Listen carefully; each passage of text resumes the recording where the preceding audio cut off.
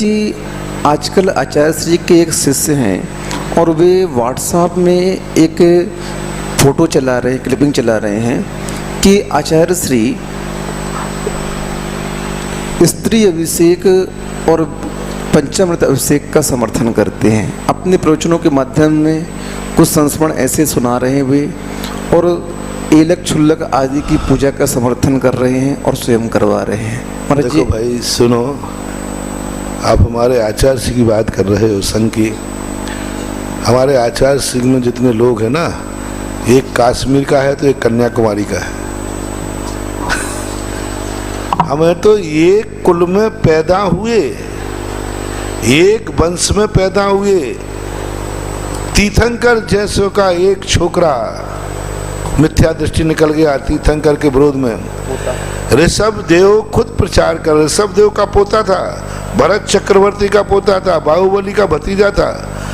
और देखो सब अलग चल रहे हैं और वो मारीच क्या चल रहा है, एक मिथ्या मत की स्थापना कर दी।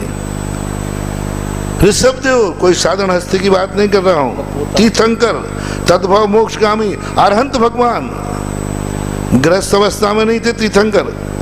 तीर्थंकर उस समय किस अवस्था में थे? केवली अवस्था। केवली भगवान अरहंत बन गए थे।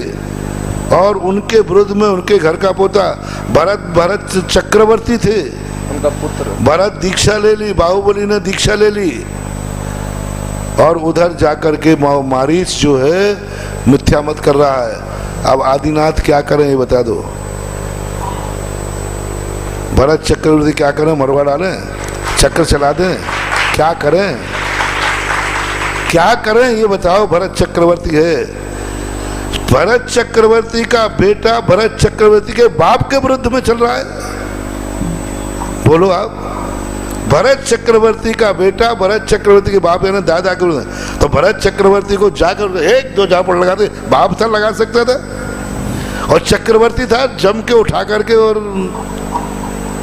जेल में डलवा देता। चक्रवर्ती कर सकता था कि नहीं? कर सकता। तू मेरे पिताजी की बुराई कर रहा है, मेरे पिताजी के विरुद्ध चल रहा है, तो बताओ कुछ नहीं किया, क्या कर सकते? यदि संघ में कोई एक आध मारीच निकल जाए तो उसको क्या करें? और ये दलील और देवे कि आचार्य सिंह ने कभी इसका विरोध नहीं किया। अरे मूर्ख, विरोध नहीं किया तो समर्थन भी तो नहीं किया, क्या करें? विरोध नहीं किया तो कई बातों का ऐसा होता है कि विरोध नहीं कर सकते लेकिन समर्थन भी नहीं कर सकते। अब आदिनाथ ने मारीच का विरोध नहीं किया, भरत का विरोध नहीं किया, बाहुबली ने विरोध नहीं किया, तो इसका अर्थ क्या मान लिया जाए? बोलो जल्दी। समर्थन नहीं, समर्थन हो गया। मौनम स्वीकृति लक्षणम। हाँ, कितने मिथ्या मत हैं जिनका हम विरोध नहीं कर सकते, करते नहीं, तो क्या मेरा समर्थन हो गया? बोलो कितने जो अपने तत्व की दृष्टि में मिथ्या हैं लेकिन अपन उसका खुला विरोध नहीं करते। तो विरोध नहीं करना क्या बता रहा है? बोलो समर्थन नहीं। विरोध नहीं करने की मजबूरी हो सकती है। विरोध नहीं करना, मौन रहना मजबूरी हो सकती है, लेकिन समर्थन करने की कोई मजबूरी नहीं होती है। इसलिए आचार्य सिंह इन प्रसंगों में मौन है, ये उनकी मजबूरी है, लेकिन समर्थन नहीं कर रहे हैं। यही उनका बात है कि वो इसके समर्थक नहीं है। समर्थन करने में क्या मजबूरी है? जो चीज हमें पसंद है उसको तो हम खुला कहेंगे। हम उस चीज में मौन लेते हैं। दोष वादे चमौन्यम। अब देखो, तुमने कहा था मौनम स्वीकृति लक्षणम, और मैं पूज्यपाद स्वामी के कह रहे हैं दोष वादे चमौन्यम। हमारे आचार्य श्री का एक लक्षण है, जो चीज उन्हें पसंद नहीं है, जो दोष उन्हें दोष लगता है, उस चीज का मौन ले लेते हैं। तो समझ लेना आचार्य श्री का समर्थन नहीं है। ये मत समझ लेना मौनम स्वीकृति लक्षणम। लक्षणम, ये आचार्य श्री के संबंध में मत समझना। जिस जिस चीज के संबंध में आचार्य श्री नहीं बोलते हैं, इसका निश्चित समझ लेना आचार्य श्री का उसका कोई समर्थन नहीं है। इसलिए दोषवादे च मौन्यम, आचार्य श्री ने कभी निषेध नहीं किया।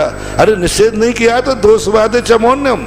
आचार्य श्री इतने महान हैं कि दोषों को देखकर मौन ले लेते हैं, और जिसमें गुण है उसके संबंध में उजागर बोलते हैं, डंके की चोट पर बोलते हैं। इसलिए क्या करें, अब संग में एक आध दो मारीच निकल आते हैं। और मैं तो ये कहता हूं कि जब भी आप देखना ओरिजिनल कुल से जन्म लेने वाला व्यक्ति अलग होता है,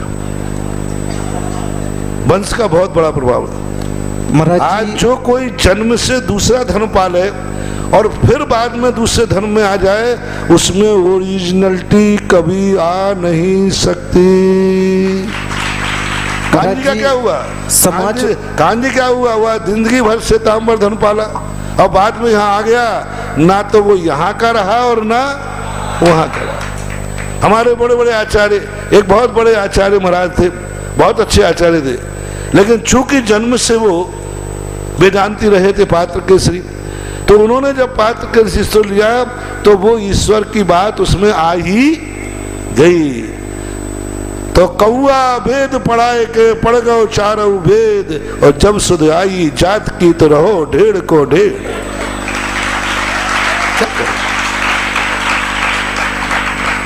इसलिए इन सब बातों पर हमारा संघ और आचार्य श्री का कोई भी फर्क नहीं पड़ता। ऋषभ देव पर क्या फर्क पड़ा, मारीच ने ऋषभ देव के विरुद्ध में जाकर के मत की स्थापना की, और इतनी शक्तिशाली तीर्थंकर, इतने शक्तिशाली चक्रवर्ती बाहुबली आदि, तो भी उनको। इसलिए हमारे आचार्य श्री कहते हैं चौपाया हो तो बांध लूं, दो पायों को क्या बांधूं। अब एकाध मारिच निकल गए तो निकल गए, अरे एकाध क्या, आदिनाथ के समय पे एक मारिच निकल गया, इस युग में दो चार निकल जाए तो भी कोई बड़ी बात नहीं है। आज बहुमत का जमाना है। आचार्य श्री की बहुमत संघ किस पक्ष में है, 99% संघ आज आचार्य श्री की मौन सहमति को दोषवादे च मौन्यम मानता है।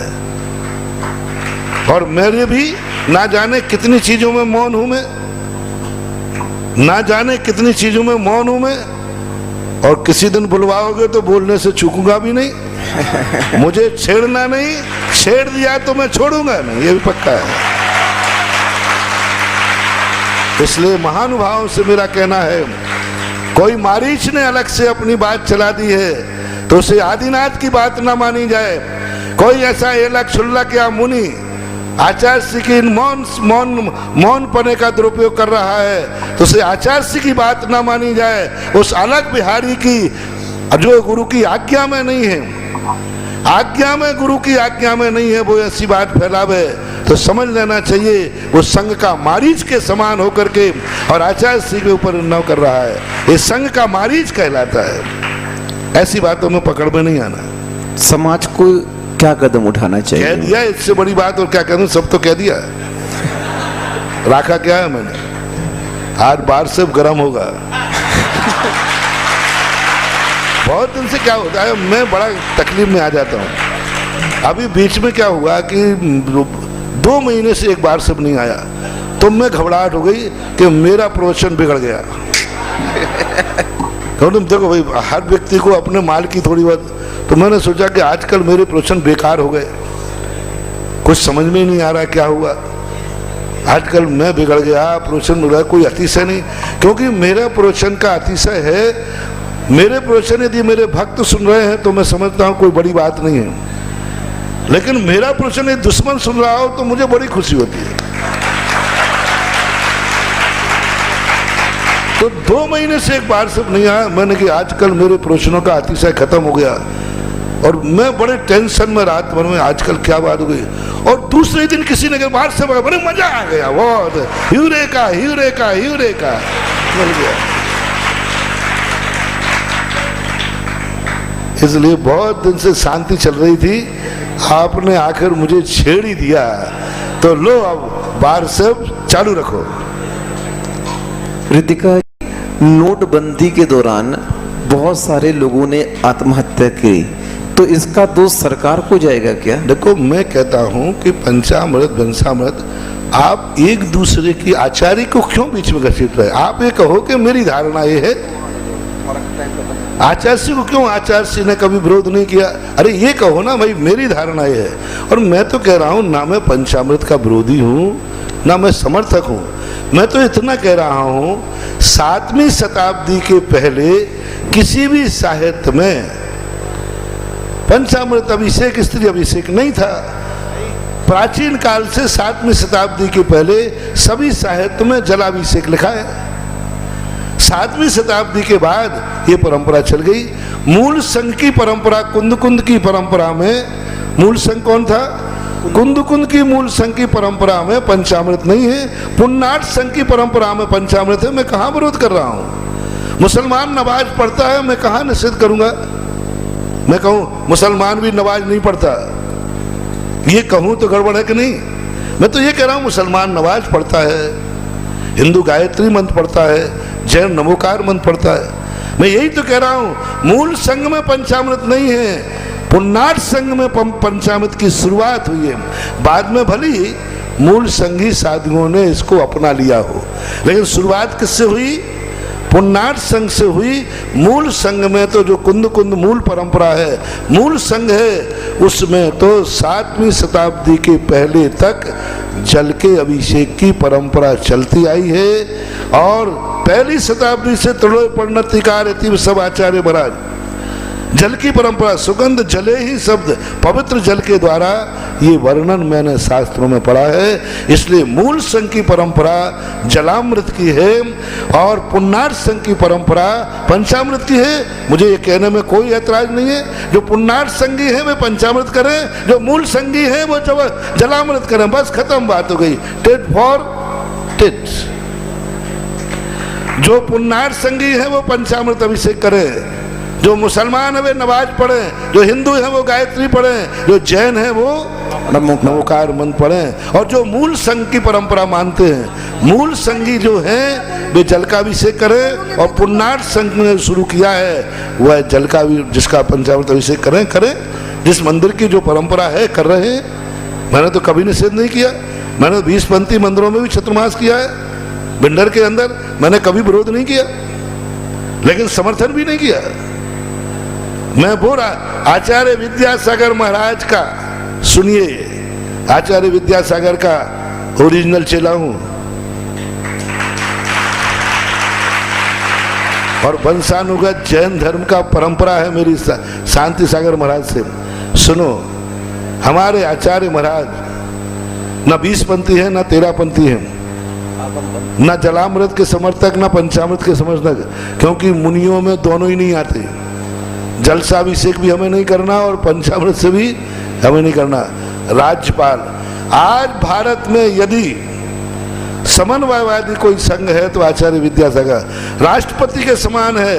राष्ट्रपति किसी पार्टी का नहीं होता, सुन रहे हो ना? राष्ट्रपति किसी पार्टी का नहीं होता, आचार्य विद्यासागर। राज्यपाल किसी पार्टी का नहीं होता, सुधा सागर।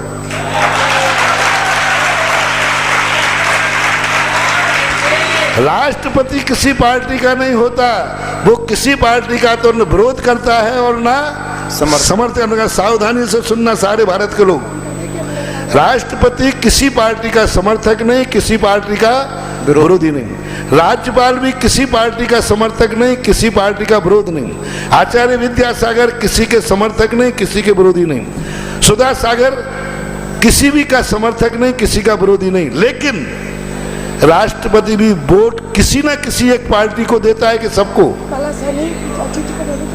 सुन रहे हो ना?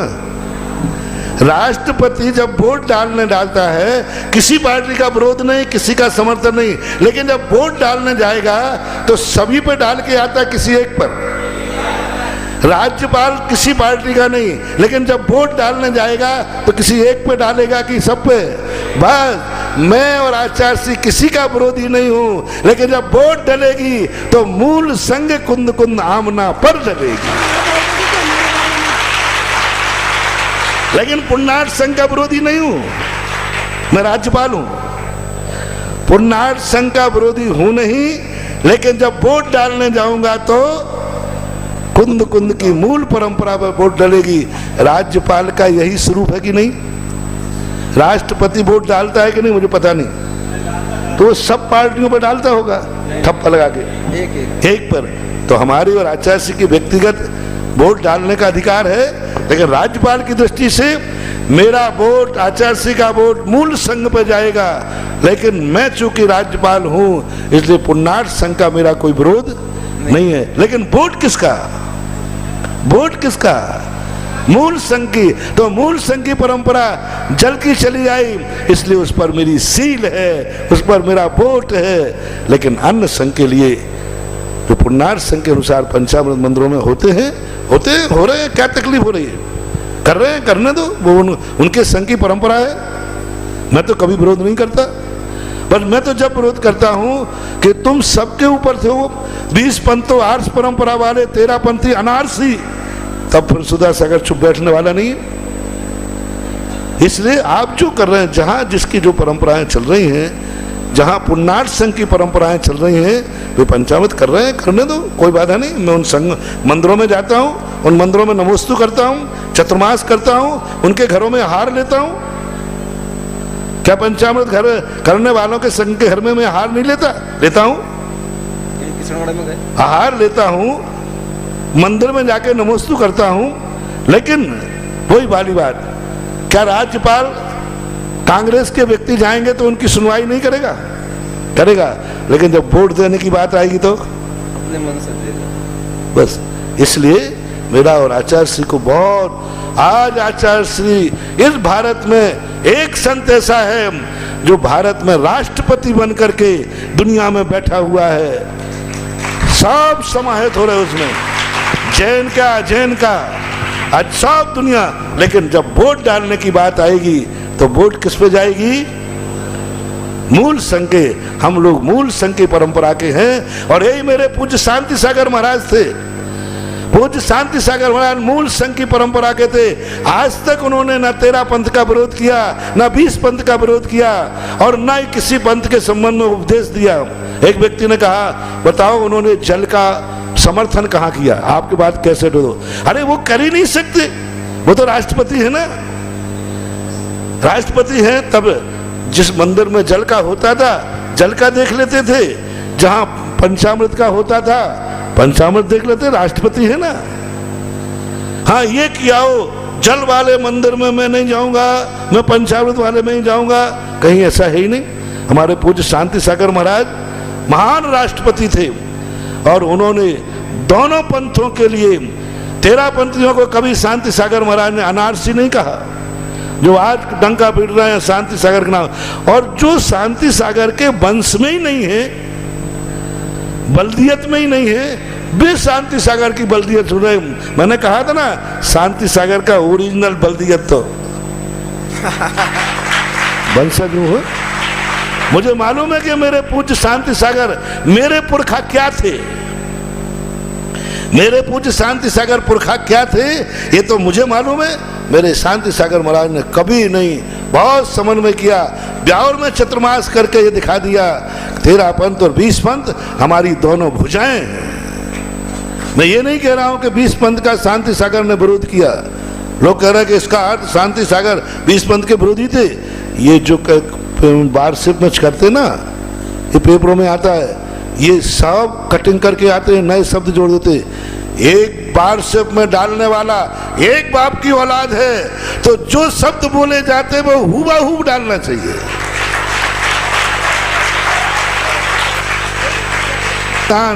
कोई हाँ, एक पंडित लगा लिया, वो पंडित प्रश्न करेगा, वो करे, और पंडा फंडा कोई है ही नहीं वहां।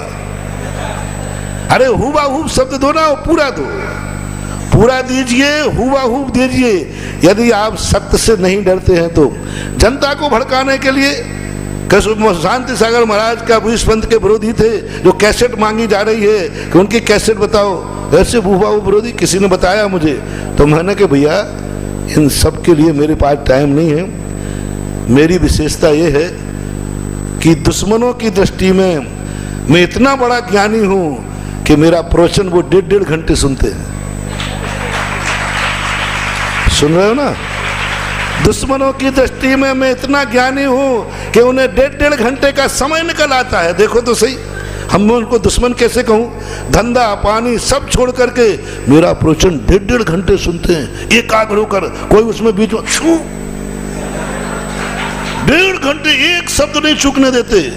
ऐसे दीवाने हैं मेरे दुश्मन।